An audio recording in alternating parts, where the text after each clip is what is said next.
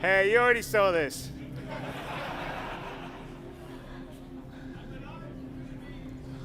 Although he's been eating Benny's noodles, it looks like down there. Yeah. Oh, well, it looks like we've got a little video. Someone sent us a video message. So let's go see what that is. Hey, how are you? Miles Eckhart. Friend over at Crusader said you've been building quite a rep. I run a modest security outfit. I'm always on the lookout for capable people who don't rattle.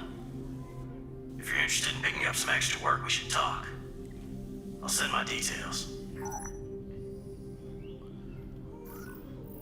Okay, so looks like we got a new mission, possible security job. So we'd have to go to Levski to find out about it. So let's go to our mission manager.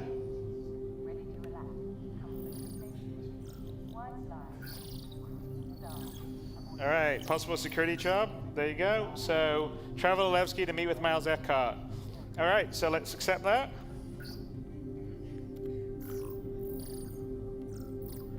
And let's head out to the pad.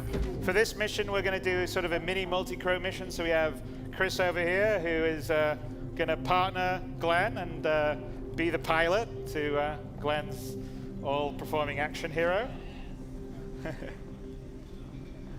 And you guys, obviously, you guys know Alisar fairly well, with its various shops and locations. Report Alisar ship deck. Please press the screen to continue.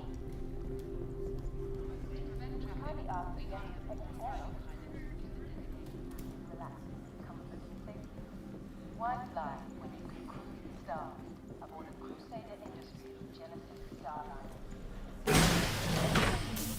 And luckily, Glenn slept in his spacesuit, so he doesn't need to get changed.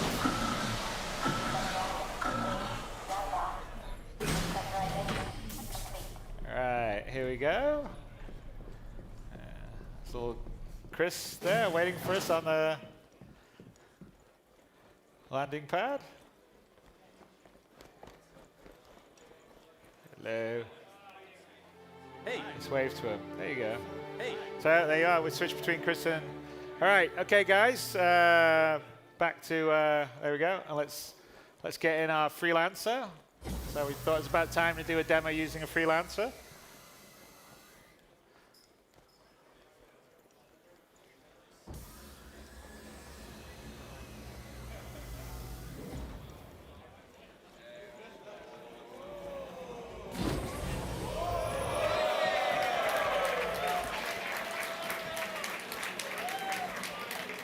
Wow, that door didn't work before or something? Yep. Wow. All right, come on, there you go.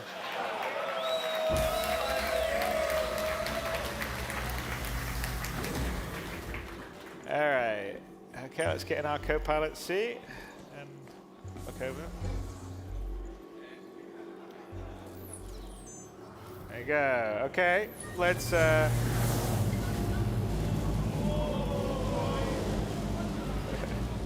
okay, let's just head out. Landing gear up.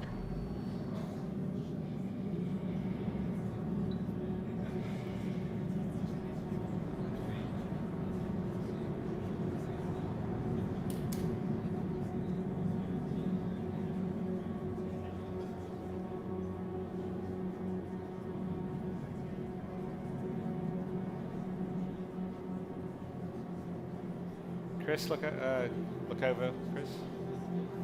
All right, I'm back. Switch. Okay, all right. Now let's go back and let's switch from our radar to star map.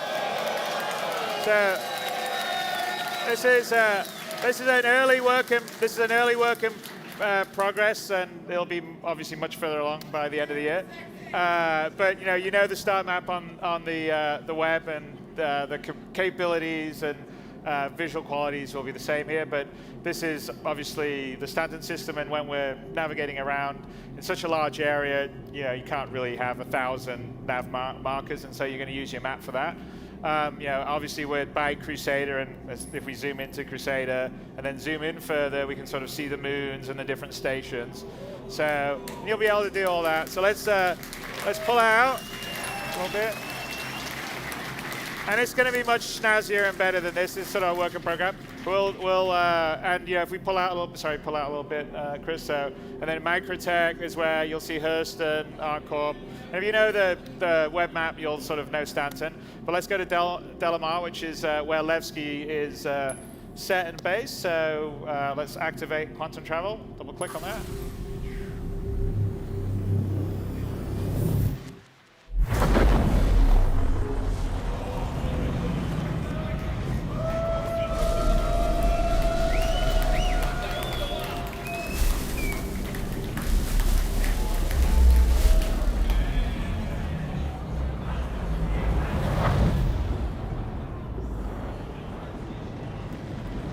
So here we are, this is the upper orbit station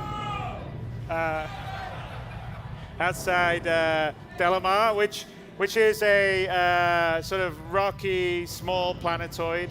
And Levski aboard it is, originally it was an abandoned mining town facility, and it was sort of taken over by the People's Alliance, which were a group of sort of anti-UEE kind of political activists during the Messer area. And so since then, it's sort of evolved into a place free from sort of the boot of the UEE, so to speak. And if you kind of, as long as you don't hurt someone else, you can do whatever you want. So it's, think of it a bit like Mos Eisley, perhaps, in terms of being a bit of a den of villainy and scum. So we'll just get a bit closer to lower orbit stuff. And so in 3.0, and we're demonstrating every planet, every moon will be fully done, rendered, physicalized. You can land on any part of them, walk all the way around it if you want, if you've got months to do that, because they're quite large. Delamar here is about 2,000 kilometers in diameter. And you can actually see, if you look at the curvature, so we don't have any clip range or draw range. So when you see something in the distance on the planet, the horizon line is the actual real horizon line. So the guys in Frankfurt that are doing this, the engine team, so they're pretty genius. So Marco Cabetta and Carsten Wenzel are sort of the leads of that, and a lot of this is all their baby. So as we slowly pull down, we'll start to enter the atmosphere. And as we sort of start to enter the atmosphere, you sort of see the atmospheric head come in and go us. And also,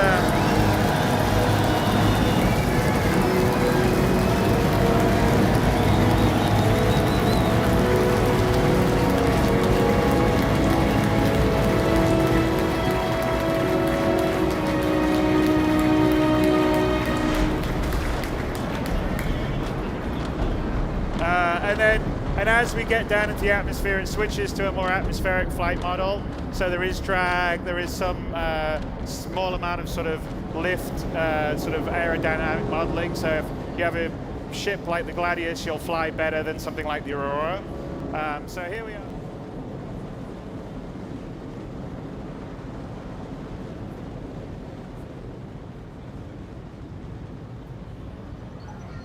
So switch it. Switch it, Jared. No, point of view, Jared. Pilot, Jared. There you go. Okay.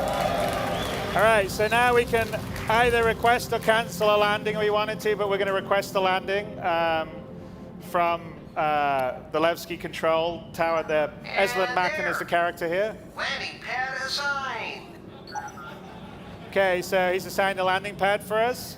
And that's kind of how in 3.0 we're going to have landing and the various different things, because we're going to have to control traffic in and out. And so you'll get a landing pad, you'll land, and then you'll have a certain amount of time to get out of your ship, and then the ship gets taken away to a hangar, and then the landing pad's available for someone else to land, and the same happens for exiting. If you take too long, then the screen will fade to black, and you'll be there in the airlock, just so no one can sort of sit on the landing pad forever and prevent other animals from landing. All right, so let's head down. You want to flip these, Jared? There you go, perfect, awesome. So like one of the big things is we went from Olisar, I think we traveled about 1 million kilometers to Del Mar. Now we've flown over the surface, coming here to Levski. And the goal with Star Citizen is to have a very structured but beautiful and tactile world and universe. So here we are, we've just shut down. And we've arrived at Levski. So let's go head into Levski to look for Miles Eckhart.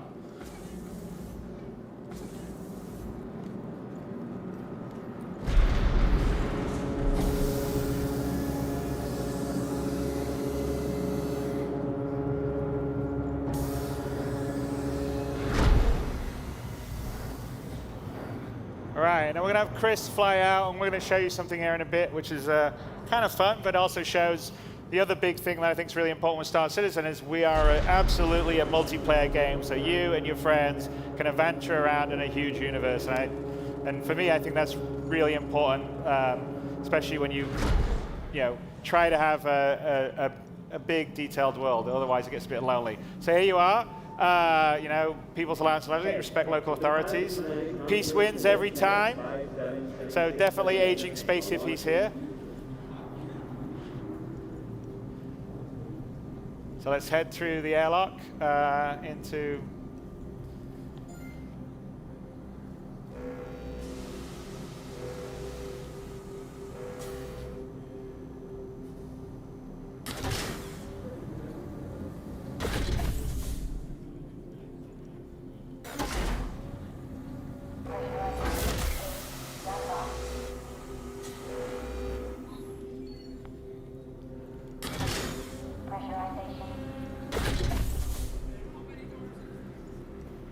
Well, you got to get in a lift now. We're going to go down. So here's an example of the item 2.0. So everything has an inner thought when you interact with it. So we just call the elevator. And something to note in the elevators that we have in both Levski, actually they're in Gremhex too, is they're real elevators. So there's a whole elevator system that calls them. They move around in the physical space. Okay, let's go to the lobby.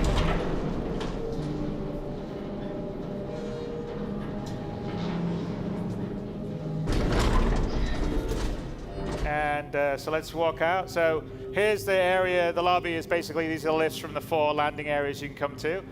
Welcome to Levski. So you can sort of see the feel, the character, the grounding that we want in the world and the universe.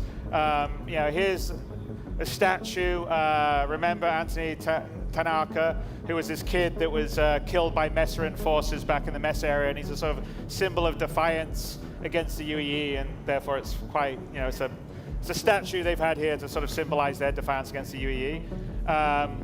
And if we look out the window here, so we can see, there you are, that's the Levski that we came in throughout. And in fact, look who's looking in at us. It's Chris. Oh, and look, we can zoom in and look, there's, who's that? Glenn, you want to wave? There you go. So there's a lot of work that's gone into the tech to allow us to do this kind of detail at the same time, multiplayer, at this resolution, in and out. Anyway, it's difficult. So here in all our sort of landing locations throughout Stanton and the rest of the PU, so that would be somewhere like we would go there to get our ship repaired. The way that we're going to determine which area you would sort of respawn on, essentially, would be whenever you land at a landing location, you can go, so here's a residential area, and you can pay some money, some credits to, basically get your room, like an easy hab on Port Olisar.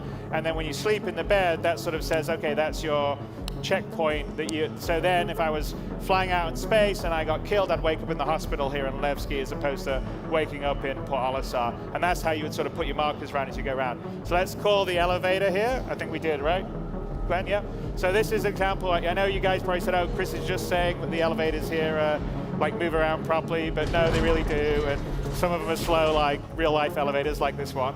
So we'll sit here and we'll go down. Chris is going to show off, but we're also going to take a look. If we look at Chris's view, as he's looking around, you can actually see the elevator moving, right? So there you are. You see the elevator moving? Everything here in Levski is it's the same as our ships. We build it. There's no cheating. There's no teleporting to different areas. It's all physically correct. Elevators physically move. So we'll get out here, the Grand Barter, and if we actually look at Chris's view, we can sort of see through his. So yeah, here we are again, and Chris is somewhere here. He's coming around. There you go.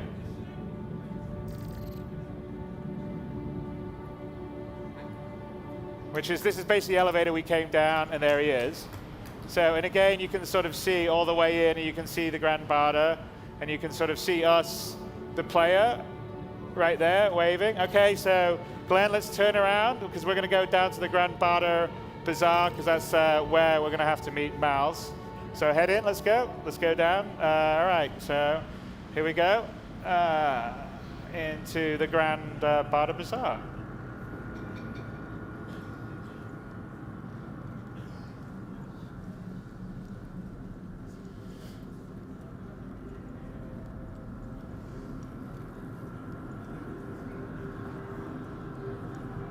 So here we are in the Grand Barter Bazaar. And we look out, so like all the landing locations that we're going to have in Star Citizen, and this will be true in 3.02, is that they'll be selling different things. So you'll come to, say, Levski to buy things you can't buy in other places, and go to ArtCorp for this, buy things you can get there that you can't get elsewhere. So here would be probably more counterculture stuff, kind of like slightly illegal mods to weapons, or stuff that you wouldn't normally get in sort of the authorized dealers. So this is a sort of bazaar market. Gordy's in there would be where we would go and get armor and that kind of stuff. And there were various different shops and stalls around here. And this whole area. Buddha, you are a person of good taste, I can tell.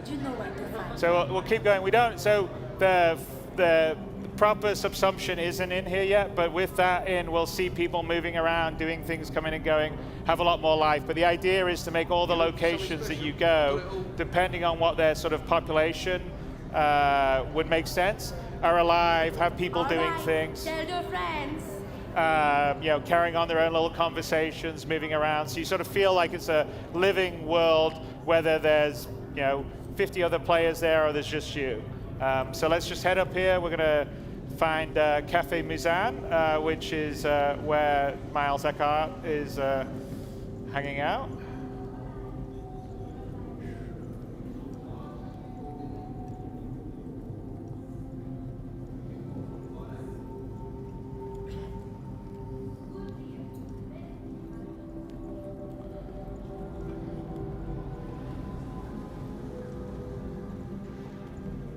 Go. And there you go. Looks like there's Miles there in the corner.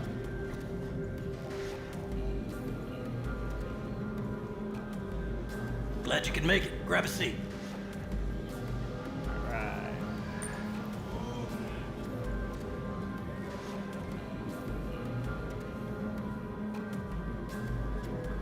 Sorry for the locale. Don't look like much, but the homemade stuff has some kick. Anyway, a job came in late last night. Some idiot hauler cut through low-sec space, got his crew vented. Company needs to retrieve the ship's black box to claim insurance on the lost cargo. Should be a romper job. Get in, get out. All my people are tied up with bigger ops. So I figured I could use this as a chance to make a new friend. I'll send the details. Let me know if you're interested.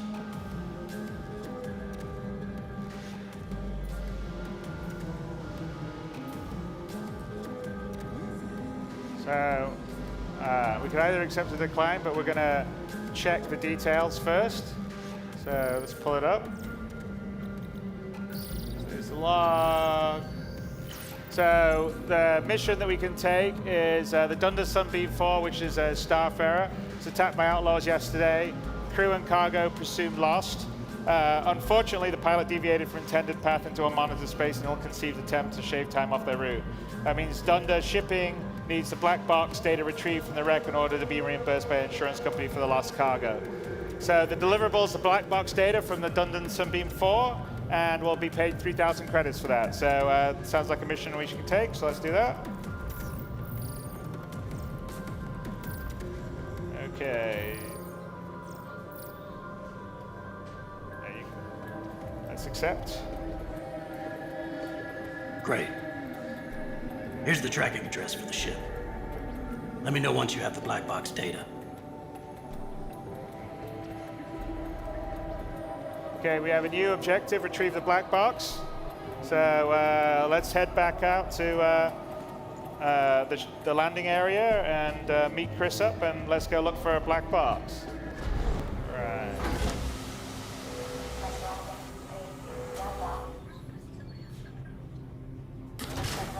There we go, and as we're coming here, Chris is coming down to get us. A little quick. Oh, look at that landing. Brilliant. All right, let's just check our mission. Make sure we got everything sorted out here on the mission scheduler. So, okay. So we're locate the Starfigure, right? Retrieve the black box. Okay, cool. Hey, Chris, where you didn't get us. You left us. No, we weren't bored.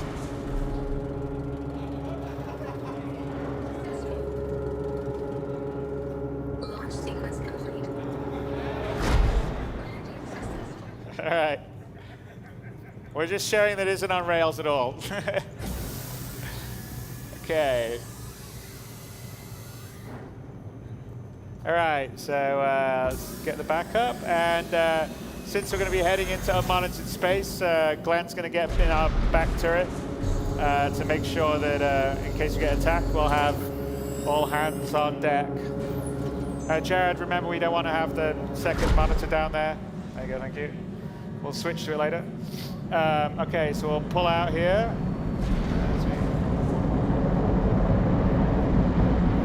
And so you saw in Pupil the Planet, but this is all real-time live while we're flying around. We just went to this incredibly detailed location.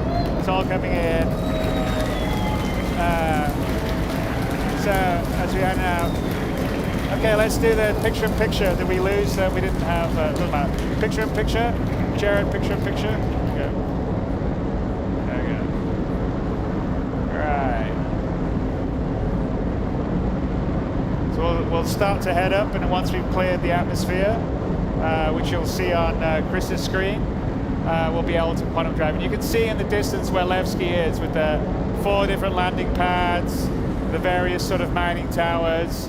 And again, like I said, this is all seamless. We're streaming in, we're streaming out, there's no loading screens, there's no nothing. So we're just heading through the atmosphere now. Again, you can sort of see the scale and scope of the worlds we have. It's not small spheres, and there's no clip ranges and draws.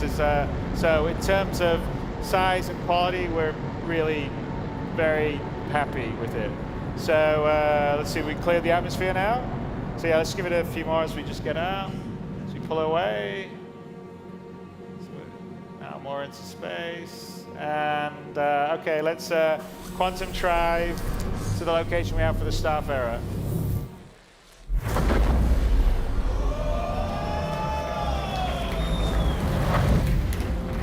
So location's one of the moon around Delamar. So small asteroid field here. And that's the last known location that we're heading towards right now.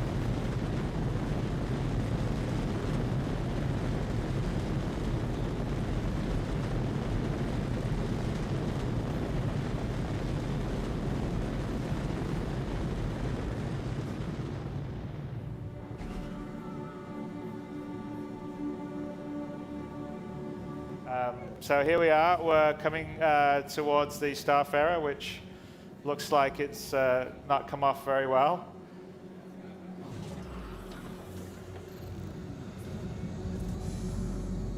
All right. Okay. So let's get in the back, and Glenn's going to open the back door. Here we go. And so one of the other, great things about Star Citizen, you'd be walking around a space station, walk out, get in a spaceship, fly 1,000,000 kilometers, land on a planet, get out, get a mission, get back in your ship, fly to an asteroid little belt around the moon, and come across a space wreck. All seamlessly, all the rest of stuff. Going from one sort of operation on foot, FPS, EVA, spaceflight. So it looks like there's been full decompression and it's vented inside. You want to, yeah. And if we look at, we can see through the dark. There you go. You can see little Glenn outside. Let's start EVAing. There we go. As we follow him.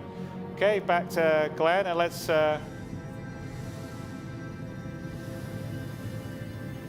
look for a way in to the Starfarer.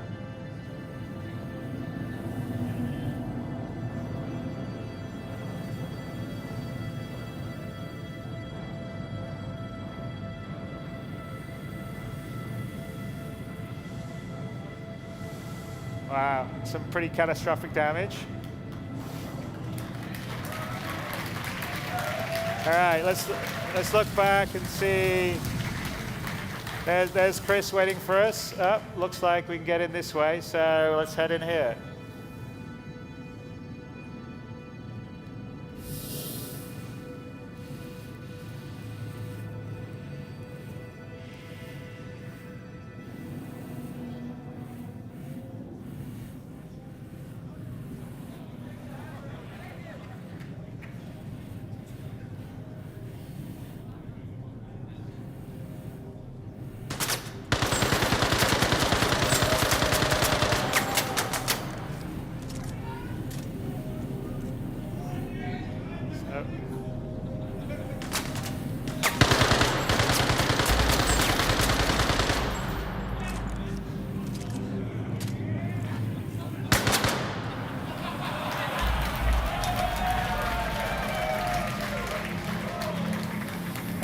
That's how it looks. One of the crew member that unfortunately didn't do too well.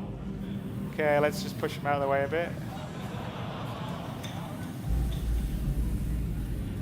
Let's head on. Let's try to find the captain's room so we can download the black box.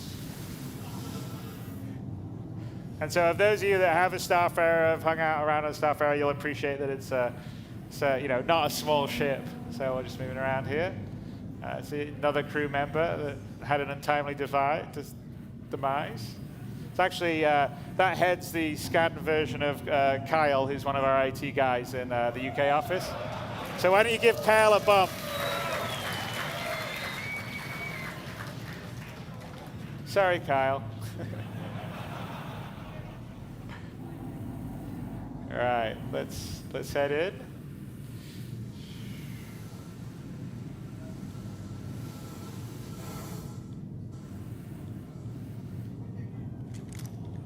All right.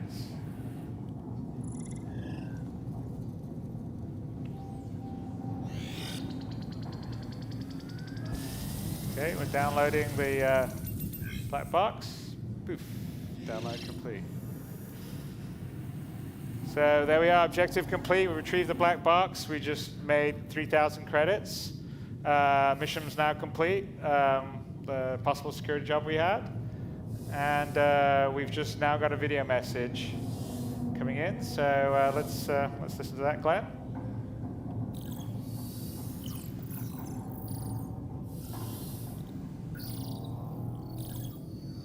Got the black box data and verified it. I'll send it off. Great job.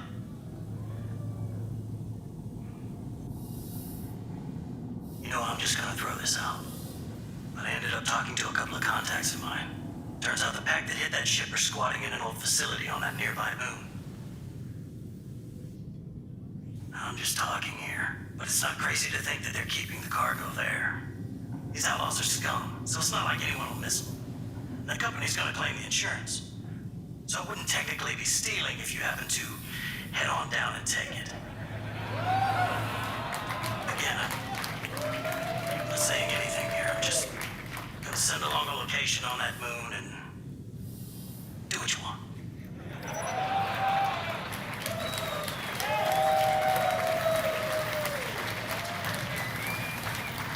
So we have a new additional message, reclaim stolen cargo if we want to take it. So we can like pull up our mission thing, and I think why the hell not? What do you guys? You want us to go to find the stolen cargo? All right. Okay, let's do it, Glad.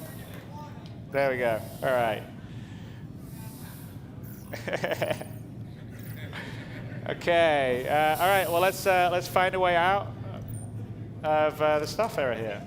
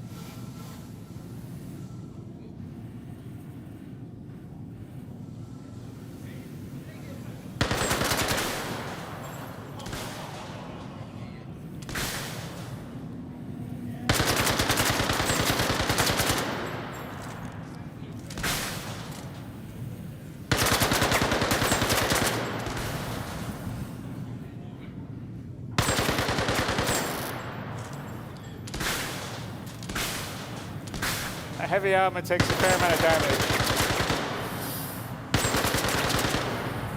All right, finally.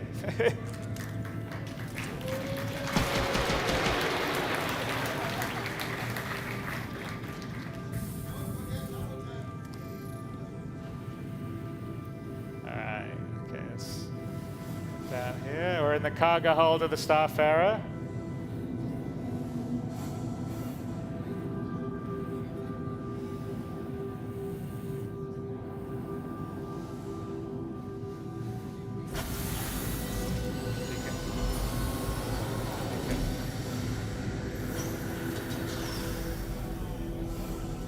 Push him away.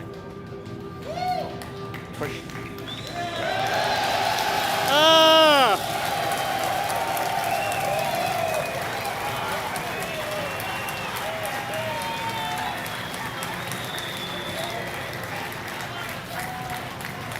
So I think you guys know about the Drake Dragonfly then, obviously.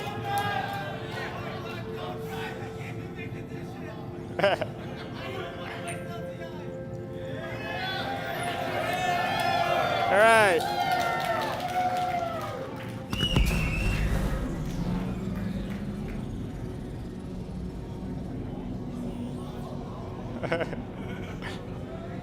There we go.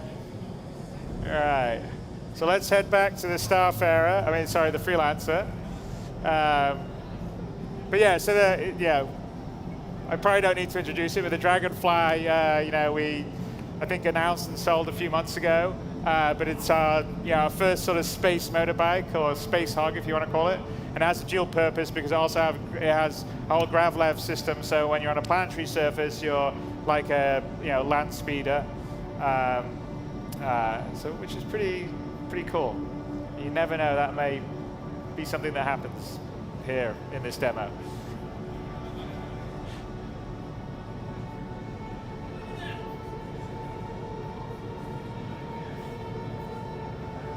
There you are, and there's little Chris is there waiting for us patiently in the Freelancer.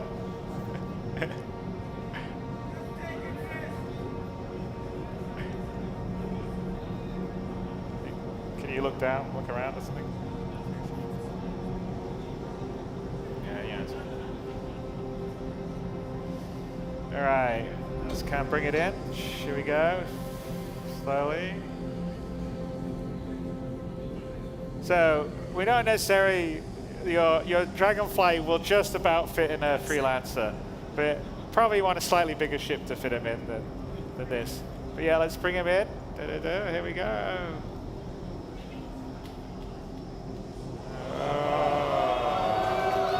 Oh.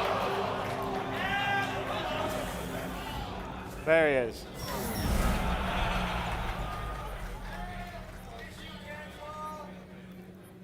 So let's lock up the back door.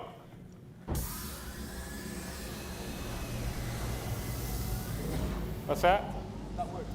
Yeah, no, that actually did, that's a graphical bug, and that's actually something we haven't seen in all our playthroughs at the moment. But occasionally, when you take a vehicle, a spaceship from inside a local grid of another spaceship out to the big global space grid into the local grid of another one, that's a degree of difficulty 11.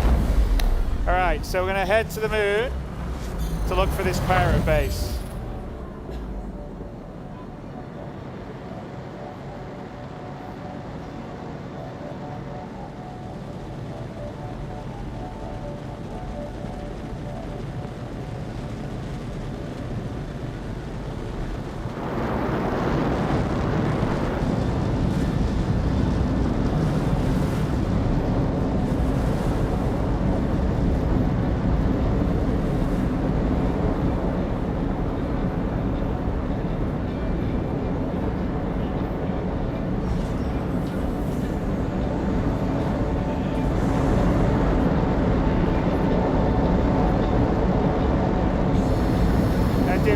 Picture, Jared.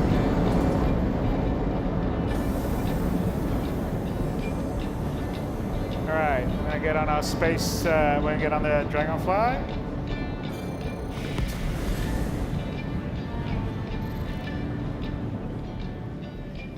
All right, okay. Getting these things in and out of each other isn't always the easiest thing, so let's see what happens. Shield charge complete.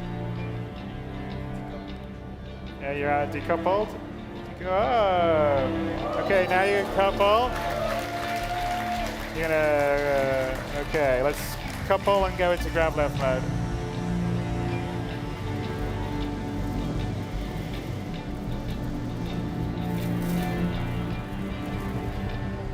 All right.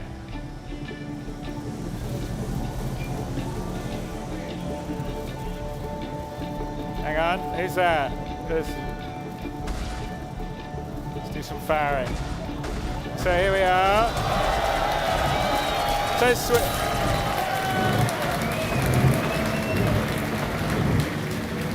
you can go to first person view if you want.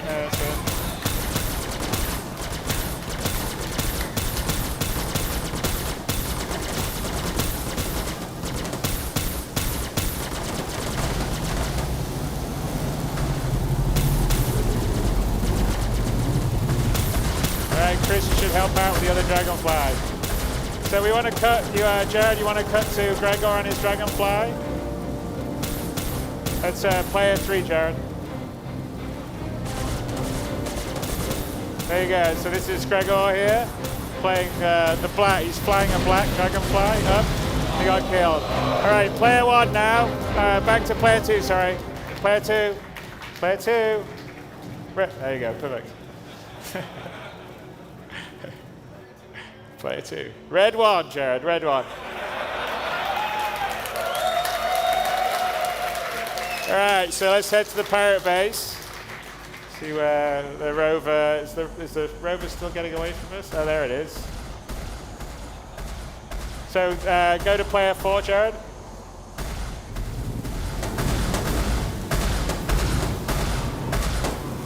Okay, back to player 2. Actually, all right, let's go after it.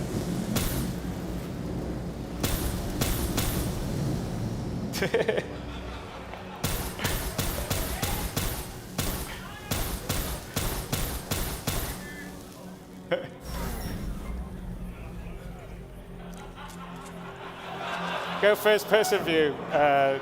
First person view, Melissa. There you go. No, while you're ramming into the things, go first person view. First person, so you know where you're going, but you're ramming into the thing all day. Go around to, yeah. I mean, I guess that's one thing to do.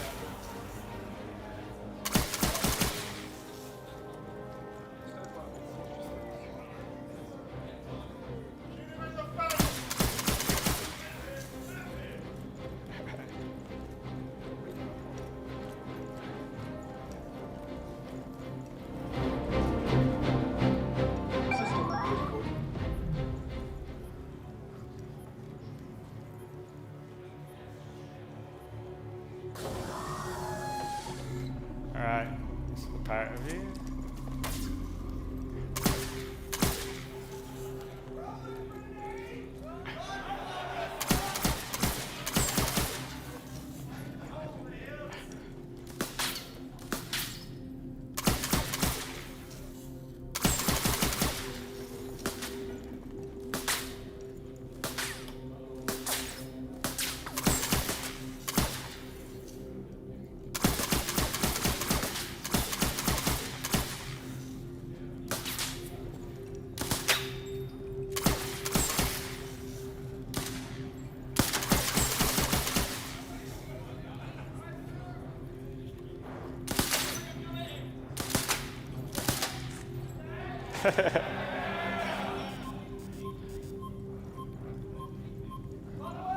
You're out of ammo.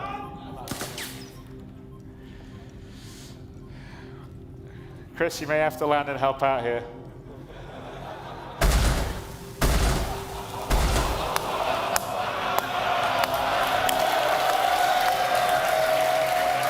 All right. Well, I guess that's one way to get rid of pirates. Okay, so let's see what they were hiding here on their base. Okay, here we go. All right. A Big Betty's crate, as he always says. And all right, let's take. So again, here's sort of an example of the inner thought. So let's pick it up. There we go. So a little grabby hands action.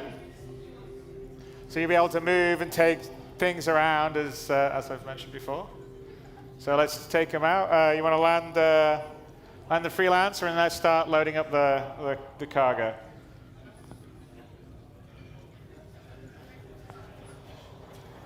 Glenn walks very slowly. He doesn't want to drop the box.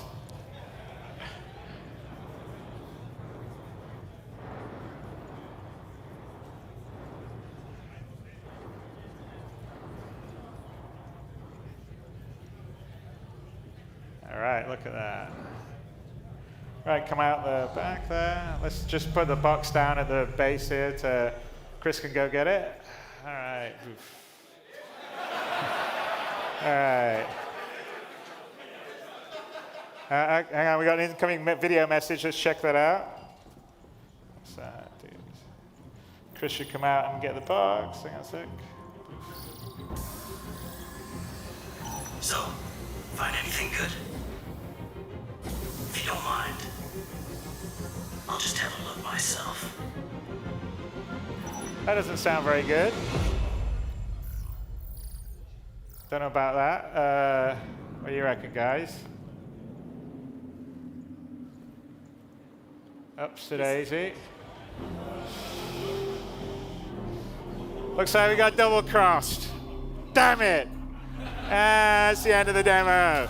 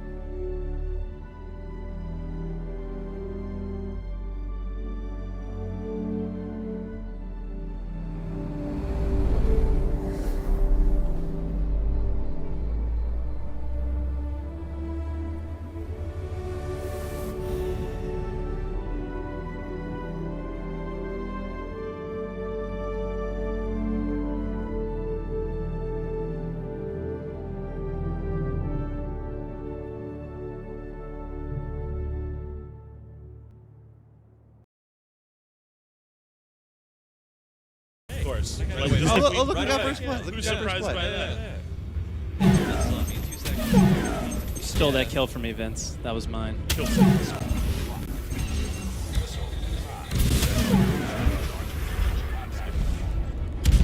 What does that even mean? Gobble, gobble. I'm gonna eat your cornucopia. Nope. Nope. Nope. I'm gonna let you have that. I tried. Oh, that worked. I'm gonna let you. It didn't work. You can keep that. I thought the writer would have had it. Had stuff down. Yeah, should have wrote us some jokes. Like groceries? Yeah. We wrote each of you 5 lines that you can say over and over again throughout the match. So like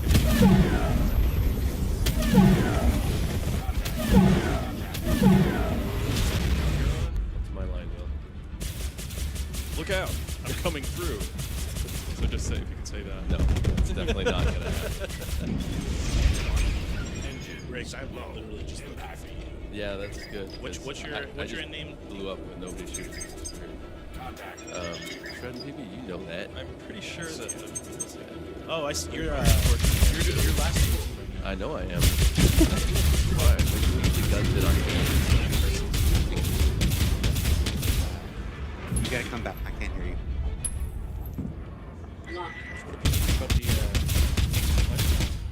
I like it.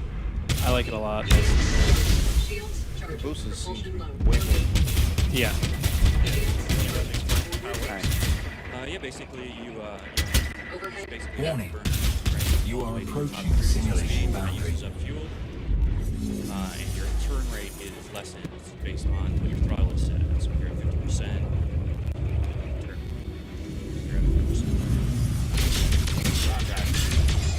So, right off the bat, let's show some people some of the new things. Hey, Twerk. Yes.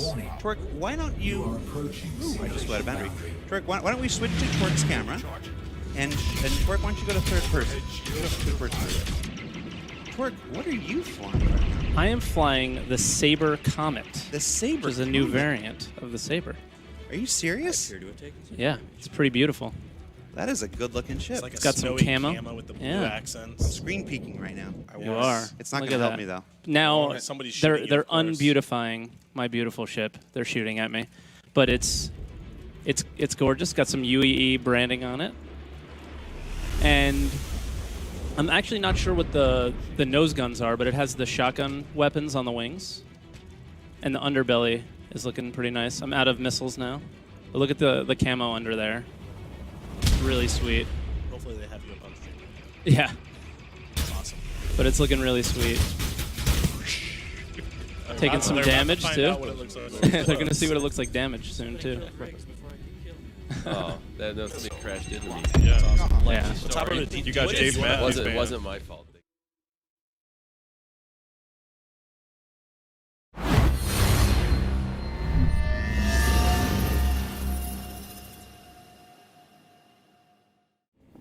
5, 4, 3, 2, 1.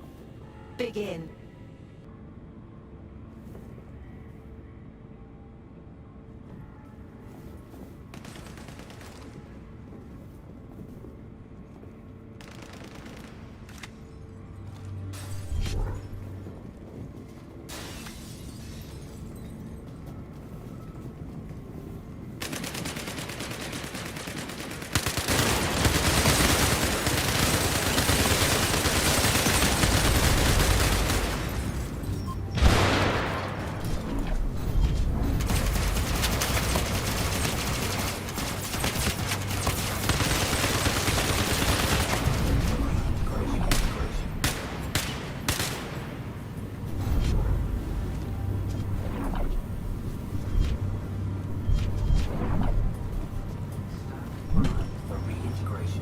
Accessing control point.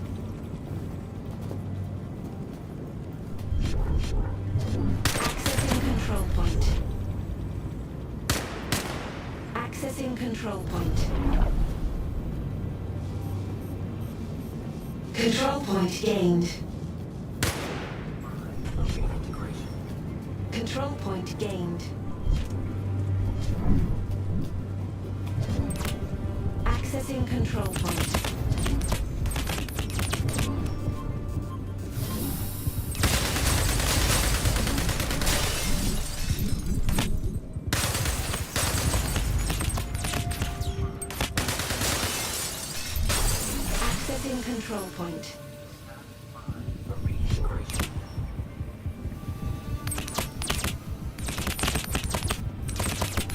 Control point gained.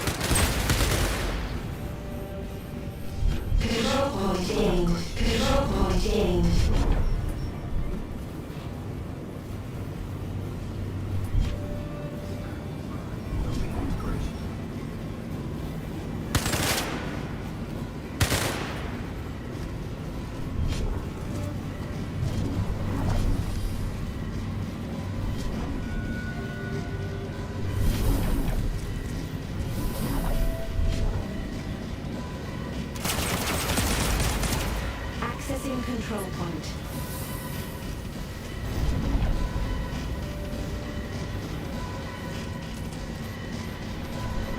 Control point gained.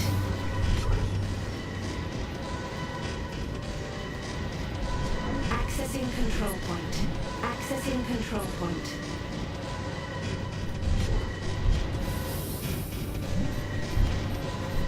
Control point gained. Control point gained.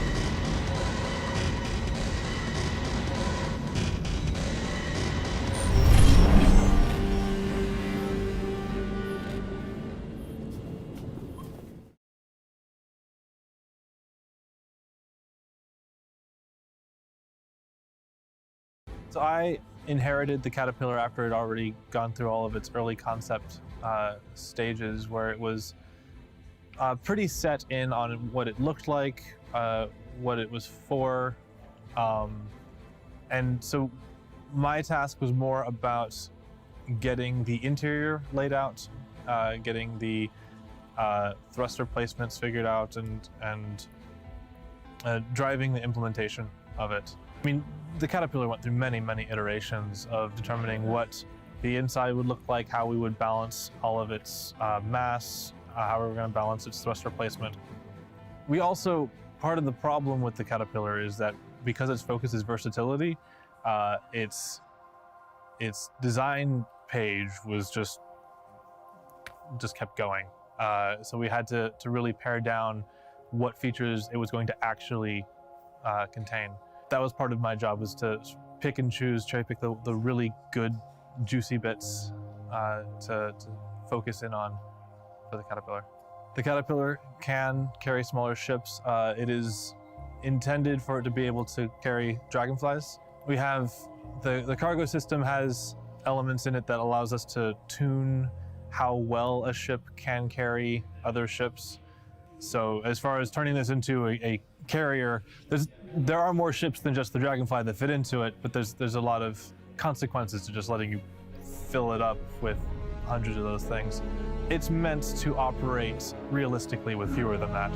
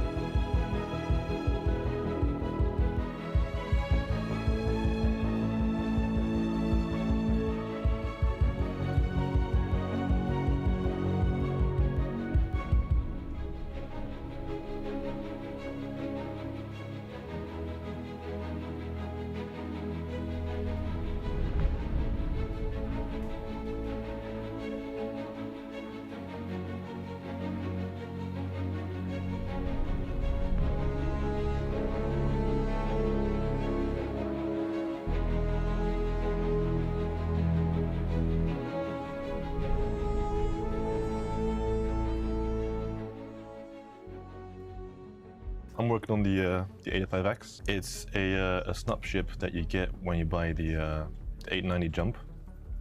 Comes with it for free. It was given to me as a 3D blockout model, concept model. I've been working on it to getting it to like a game-ready state. This is currently the first Origin ship that we are doing in the rebuild of older ships, for example. So that involves laying down the guidelines for what kind of surfacing materials. It's supposed to be like a space BMW. So in that sense, we're going for like high glossy materials, very neat, very clean, long, smooth, sweeping curves.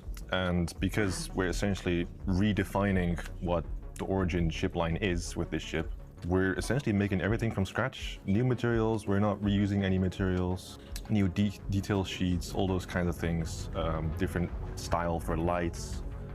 All those things are involved in just making what makes Origin, so that when you look at an Origin ship, you can say, yep, that's an Origin ship. So I've been working with Paul Delessi on this ship, and I've been in charge of the cockpit and the interior. So when we were looking at this ship, we were looking towards futuristic cars, sports car interiors, trying to make it look as sleek as possible. Yes, some of our ships are more kind of battle ready. This thing here is supposed to be just as sleek as possible. Kind of getting away with metal surfaces, getting like kind of nice carbon fibers and plastics and high-tech materials in there, and making it as shiny as possible. The Herald is a data running ship.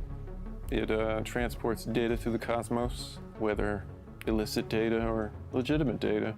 It's also a science exploration vehicle.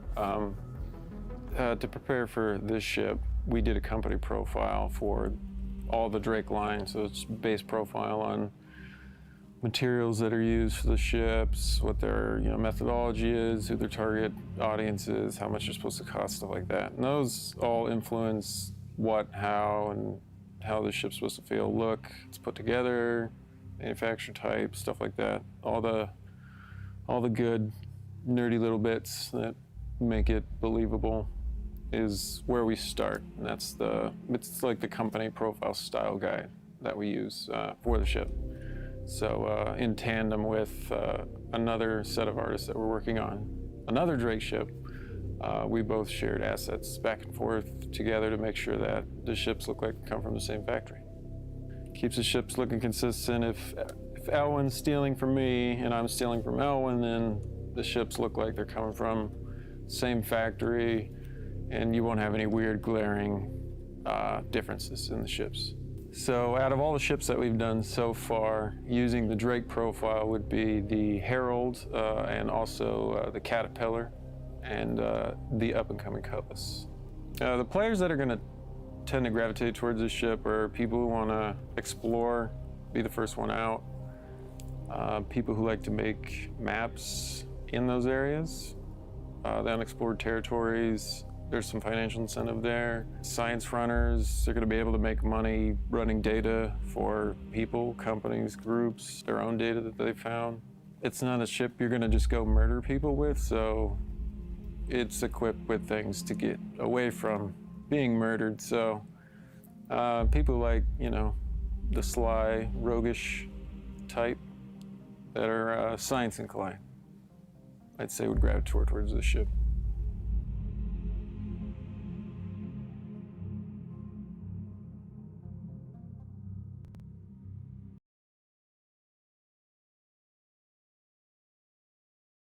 So essentially the process kind of begins with we want to get these pre-configured schemes done. So you could, for example, go off and go, oh, you know what, I want a NASA themed kind of skin, or I want a District 9 themed skin, or I want a pink Hello Kitty themed skin. And then essentially we as artists create basically they're material files. They're tiny in memory. They're so small that we can have like hundreds of them if we want to, because they're all calling the same textures. That's what's done under the hood, okay? Once those material files are created and obviously named accordingly and sanity checked that the emblem is called emblem and the submaterial ID is called submaterial ID 1, 2, and 3, they have to be the same names. That's then handed to tech design to then kind of set that up with the loadout that they're putting together for that ship. Further forward, we want these kind of paint configurations to become hex codes. So if you're in like a guild of 20 players, and the clan leader said, all right, this is our paint scheme, there's going to be no like guessing work. Like you get the hex code, you put it in there, and it automatically will say, oh, you know what, we've got matte black against yellow against pink, something crazy, and every ship in your fleet, you can put that hex code on and it will automatically go into that color configuration. So there's a lot of kind of cool things. And as artists, we do this stuff all day, every day, and we were just like, well, why wouldn't we give the end user this functionality? So that's the overall plan. There is a lot of kind of very things you have to be careful with when you're authoring the shaders for this stuff, so it can accommodate these options. But we're on top of that, and that's kind of, yeah, it's good. That's what we're doing on the initial kind of burst of ships right now. I think it's really cool, and it's really amazing to see, like, today I just kind of caught up with the guys and looked at what we're working on for that stuff, and there's like a fleet of 50 ships, all with different skins, all with different loadouts, and it injects color into the game. You can have your kind of personal things going on, which is kind of cool. If I was going to pick one to fly and customize myself, I've always got a sweet spot for the Avenger. If it was me, I'd probably go for a dirty chrome kind of finish. The shape is just kind of so kind of primitive. To get some kind of highly reflective material on it, I think would just look super cool in space. So that's what I would go for.